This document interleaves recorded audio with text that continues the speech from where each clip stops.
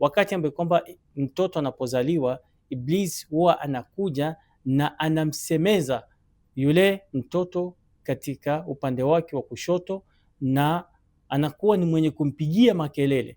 Na ndio maana wakati ambao kwamba wanasema mtoto anapozaliwa huwa anapiga kelele, ni kwa sababu Iblis laanatullahi alayhi huwa wakati sana sana huwa anapiga hayo makelele na huwa inaudhi zaidi.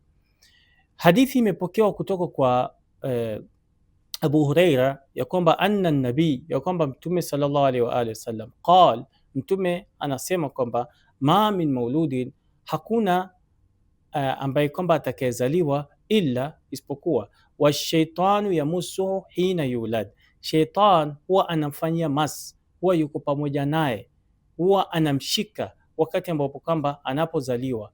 Fastadillu sarikhan, basi huwa anakuja na makelele, anapiga mayoye, mimasi shaitan, kwa ajili ya Iblisi kuwa yuko karibu na yule mtoto. Tukiona mtoto anapiga kelele, analia, ni kwa sababu hizo.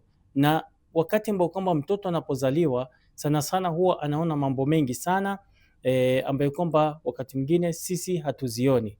Taban ni vizuri zaidi wakati ambao kwamba tunapokuwa na watoto wetu, tunapowaacha peke yao, tuwawache na Qur'an inaposoma, na tuweke ile nyumba iwe ni nyumba ya Qur'an kila wakati, maana Iblis huwa hamwachi yule mtoto, anataka kumharibu na amharibie pia mustakbali wake.